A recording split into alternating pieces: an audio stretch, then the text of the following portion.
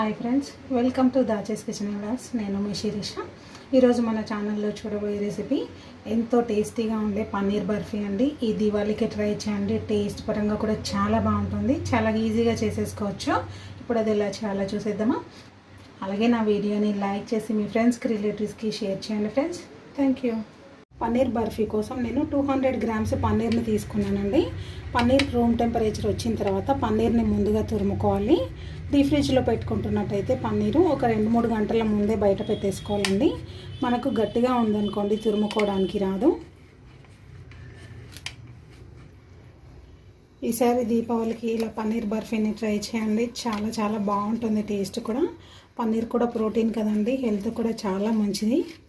ఇంట్లో పన్నీర్ తీసుకోవాలనుకుంటే 1 litre full cream మిల్క్ని పన్నీర్గా చేసుకొని తీసుకోవాలండి. అప్పుడు మనకు దాదాపుగా 200 గ్రామ్స్ వస్తుంది.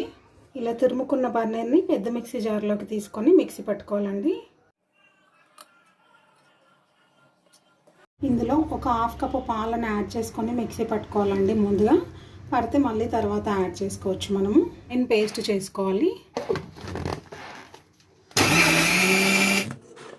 నేను మిగతా సగం కప్పు పాలను కూడా యాడ్ చేసేస్తున్నానండి. మెజరింగ్ కప్స్తోని 1 కప్పు మిల్క్ తీసుకున్నానండి. పచ్చివైనా తీసుకోవచ్చు, కాచి చల్లార్చిన మిల్క్ అయినా తీసుకోవచ్చు. ఇలా మిక్సీ పట్టుకొని పక్కన పెట్టేసుకోవాలండి. ఇప్పుడు నెక్స్ట్ ప్రాసెస్ చూద్దాం. మనం ఎందులోకి అయితే బర్ఫీ తీసుకోవాలనుకుంటున్నామో ఆ ట్రే కానీ లేదంటే మౌల్డ్ కానీ తీసుకొని దీనిపైన బటర్ పేపర్ వేసుకోవాలండి. బటర్ పేపర్ని ఇలా 4 సైడ్స్ కట్ చేసుకుంటే మనకు వేసుకోవడానికి ఈజీగా ఉంటుంది. ఇందులో వేసుకొని దీనికి గీ అప్లై చేసి పెట్టుకోవాలి. గీ అప్లై చేసుకుంటే మనకు ఈజీగా వచ్చేస్తుందండి స్వీట్. బటర్ పేపర్ లేకపోతే మన ఇంట్లో ఏదైనా పెద్ద ప్లేట్ కానీ దానికి గీ అప్లై చేసి పెట్టుకోవాలండి ముందే రెడీగా. ఇప్పుడు ఒక కడాయి తీసుకోవాలండి. ముఖ్యంగా మందపాటి కడాయి తీసుకోవాలి. నాన్ స్టిక్ కడాయి అయినా తీసుకోవచ్చు, మనకు అంటుకోకుండా ఈజీగా వస్తుంది.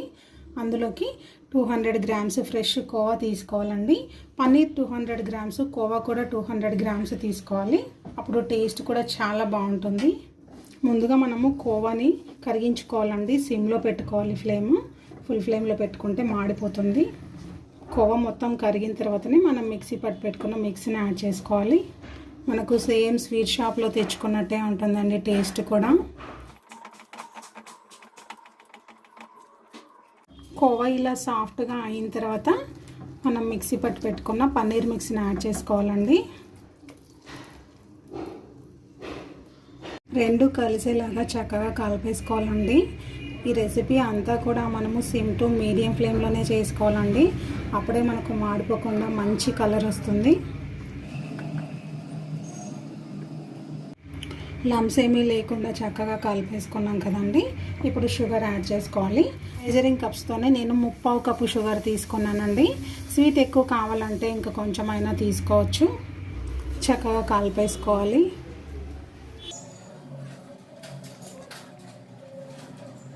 స్వీట్ ఎక్కువగా కావాలంటే 1 కప్పు వరకు అయినా తీసుకోవచ్చు. 1 కప్ అంటే మనకు దాదాపుగా 1/2 కేజీ వరకు ఉంటుందండి. ఇది ఇలా కలుపుతూనే ఉండాలండి. కోవా కదా అడుగంటేస్తుంది.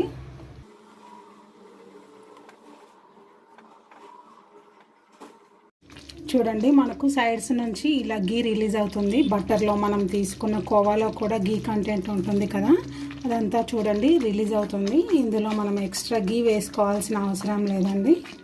ఈ స్వీట్ స్టార్ట్ చేసిన 20 నిమిషాలకు ఇలా సైడ్స్ నుంచి గీ రిలీజ్ అవుతుందండి.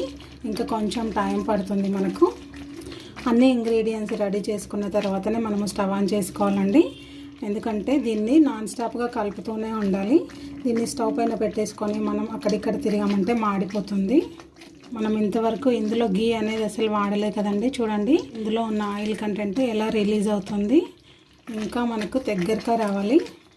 ఇలా దగ్గర పడిన తర్వాత ఇందులో మనము ఇలాచీ పౌడర్ యాడ్ చేసుకోవాలండి. నాకు ఇలా దగ్గర పడటానికి 45 to 50 మినిట్స్ టైం పట్టిందండి. ఒకసారి చక్కగా కలిపేసుకొని మనం మోల్డ్లోకి తీసేసుకుందాం.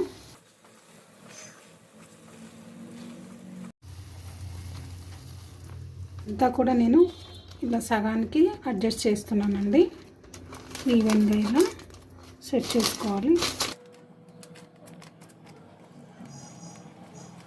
నేను కొంచెం థిక్గా ఉండటానికి పీసెస్ ఇలా మందంగా తీసుకున్నానండి. మీకు పలసంగా కావాలనుకుంటే ఇంకా స్ప్రెడ్ చేసుకోవచ్చు. ఈవెన్గా స్ప్రెడ్ చేసుకున్న తర్వాత దీనిపైన ఫైన్గా చాప్ చేసుకున్న డ్రై ఫ్రూట్స్ని తీసుకోవాలండి. ఇలా స్ప్రింకిల్ చేసేసుకోవాలి. ఈ డ్రై ఫ్రూట్స్ ఊడిపోకుండా కొంచెం ఇలా ప్రెస్ చేయాలి.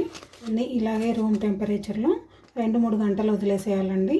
ఇది కంప్లీట్గా చల్లబడిపోయిందండి. ఇది ఒక ప్లేట్లోకి తీసుకొని ముక్కలుగా కట్ చేసుకుందాం.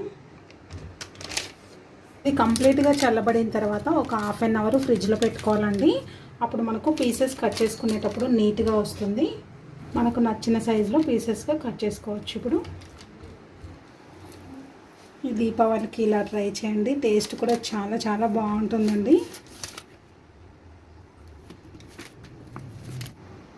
నేను కొంచెం చిన్న ముక్కలుగా కట్ చేస్తున్నానండి. కావాలంటే పెద్ద ముక్కలుగా కూడా కట్ చేసుకోవచ్చు. స్వీట్ అయితే చాలా పర్ఫెక్ట్గా వచ్చిందండి. ఇంకొకటి బ్రేక్ చేసి చూపిస్తాను చూడండి. చాలా సాఫ్ట్గా, చాలా మైల్డ్గా, నోట్లో పెట్టుకుంటే కరిగిపోయేలా ఉందండి. అంత బాగుంది. ఎంతో టేస్టీగా ఉండే పన్నీర్ బర్ఫీ ఈజీగా ఇలా చేయాలో చూసారు కదండి. మీరు ట్రై చేయండి. చాలా బాగుంటుందండి. టేస్ట్ కూడా ట్రై చేసినట్టయితే మీకు ఎలా కుదిరింది అనేది ఈ వీడియో కింద కామెంట్ సెక్షన్లో తెలియచేయండి. అలాగే నా వీడియోని లైక్ చేసి మీ ఫ్రెండ్స్కి, రిలేటివ్స్కి షేర్ చేయండి ఫ్రెండ్స్. మరిన్ని క్విక్ అండ్ ఈజీ రెసిపీస్ కోసం నా ఛానల్ని సబ్స్క్రైబ్ చేసుకొని పక్కనే ఉన్న బెల్ ఐకాన్ని యాక్టివేట్ చేసుకోవడం ద్వారా నేను చేసే లేటెస్ట్ అప్లోడ్స్ అన్నీ మీకు నోటిఫికేషన్ రూపంలో వస్తాయి. Thank you.